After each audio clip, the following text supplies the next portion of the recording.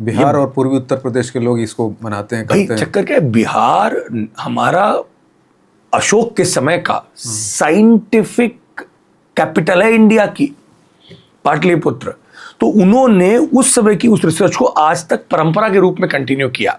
वो बेचारा जानते नहीं है कि ये इसमें सूर्य की नीच का सूर्य, लेकिन अगस्त्य तारा जो सूर्य से 71 गुना बड़ा है वो होता है, तो उसका एनर्जी ले लो। वो चलिए आप जानो ना जानो, फायदा सबको हो ही रहा है। बिल्कुल। लेकिन जो श्रद्धा के साथ में मेडिटेशन करता है ना इस दिन, ये 4 दिन, उसकी जीत निश्चित है, आप उसे हरा नहीं सकते। बिल्कुल।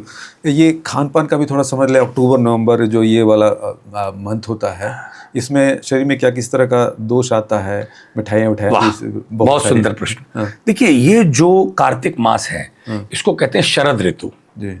शरद ऋतु पित्त का समय होता है, बरसात खत्म, सर्दी प्रारंभ होती है, ये एसिडिटी का टाइम है। इस समय पर हाईएस्ट एसिडिटी लोगों को रहती है, पित्त बढ़ा होता है, इसलिए इस समय पर शरीर का शोधन करा जाता है। शरीर को साफ करिए, 1 चम्मच त्रिफला यदि आप थोड़ा पानी में मिला के रोज रात को ले लें, त्रिफला और त्रिकटु, तो पित्त निकल जाता है और सर्दियों का समय बिल्कुल सही रहता है। क्योंकि अब यहां से दीपावली के बाद से सर्दी शुरू होने वाली है, तो अब मीठा खाना शुरू होता है, क्योंकि शरीर को चाहिए ताकत। ठंड बाहर है तो अंदर गर्मी होती है, तो पचाने के लिए मीठा खाया जाता है। अब जैसे जैसे अब ये ठंड उतरेगी, मतलब वसंत ऋतु में होली आएगी, तब लोग खट्टा खाना शुरू करते हैं, कांजी के वड़े, क्योंकि अभी मीठा तब खट्टा, मतलब अब सर्दियों तक मीठा खाया जाएगा।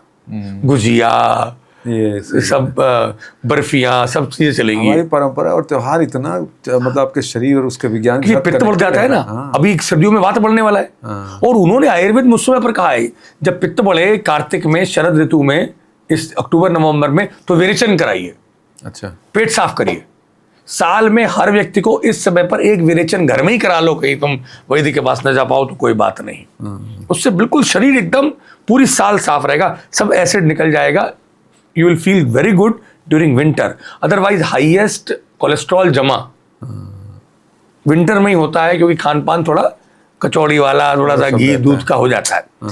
इसलिए अभी सफाई कर ली, घर की सफाई, शरीर की सफाई, और घर की सफाई का समय ही दीपावली है।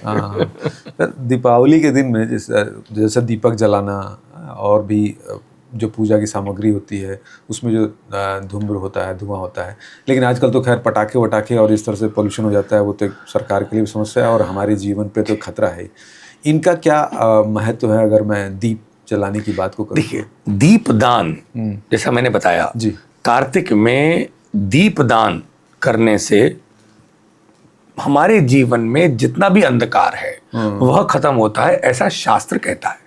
श्री हरिभक्त विलास में गोपाल भट्ट गोस्वामी जी विष्णुपाद महाराज जी ने, बहुत पुराना डॉक्यूमेंटेशन है ये, लिखा है कि पूरे के पूरे कार्तिक में आप दिया जलाओ, और ना हो सके तो कम से कम दीपावली वाले दिन तो जलाओ। यदि आप ऐसा करते हैं तो इससे जो एक एनर्जी पैदा होती है, फोटोन एनर्जी पैदा होती है, वो चारों ओर आपकी, आप उसको देखते हो दिया जलाते समय पर एक्चुअली अननोइंगली, तो उससे आपको फोटोन एनर्जी मिलती है, और वो एनर्जी आपको चार्ज करती है। वो आपके अंदर जो डोपामिन है, सेरोटोनिन लेवल है, उनको बड़ा बढ़िया बना देती है। अगर मोमबत्ती जला दें, देखिए चाइनीज लाइट्स जला दें, हाँ, अब मैं इसके बारे में बताऊं आपको। इसमें भी कहा गया है, 2 तरह के दान बताए गए, दीपदान, एक तो घी का और एक तिल के तेल का। क्यों? देखिए, इससे जो एनर्जी एमिट होती है, जो फोटॉन्स, फायर बहुत बड़ी चीज है साहब। घी से, घी का आप दिया देखोगे ना तो वो ब्राइटनेस अलग होती है, उसमें क्रीमिश वाइटिश ब्राइटनेस मिलेगी आपको। सरसों के तेल का दिया जलाओ आपको पीलापन मिलेगा। आप तिल का जलाओ, आपको गोल्डन टच मिलेगा। तो ये जो डिफरेंट टाइप जो फोटॉन्स हैं, ये फोटोन थेरेपी है। वो जो आपकी कलर्स का जो आप उसको देख रहे हो ना, उससे आपको इम्पैक्ट मिलता है, और वो इम्पैक्ट आपकी आईज से आपके ब्रेन पे जाता है, और वो आपकी ब्रेन में कहीं ना कहीं पर जो न्यूरो हार्मोनल सिक्रेशंस हैं उनको बेहतरीन बनाता है। ये मैं बहुत शास्त्र की बात को एकदम काटना ठीक नहीं, पर अंधविश्वास भी ठीक नहीं। ये तो तय बात है कि आप दिया जला रहे हो, अब दिया के अंदर से यदि आप कोई धुआं निकल रहा है तो वो जो ऑयल बर्न हो रहा है वो टॉक्सिक नहीं है। ये पटाखे की बात अलग है। ये दिया का ये धीरे धीरे धीरे धीरे बाती जलती है। अरे साहब, पुराने जमाने में कोई भी ट्यूबलाइट नहीं थी, बिल्कुल बल्ब नहीं थे, सब दियों की रोशनी में ही जीवन जीते थे और अच्छा जीवन जीते थे। वो केरोसिन तो नहीं है। तो इससे वातावरण शुद्ध होता है। जो भी बैक्टीरिया और वायरसेस के जो पॉसिबिलिटीज हैं वो भी ठीक होती हैं, क्योंकि तिल का तेल कहा गया है और तिल का तेल पॉली अनसैचुरेटेड फैटी एसिड है अरविंद जी, जो अपने आप में अनसैचुरेटेड फैट है वो।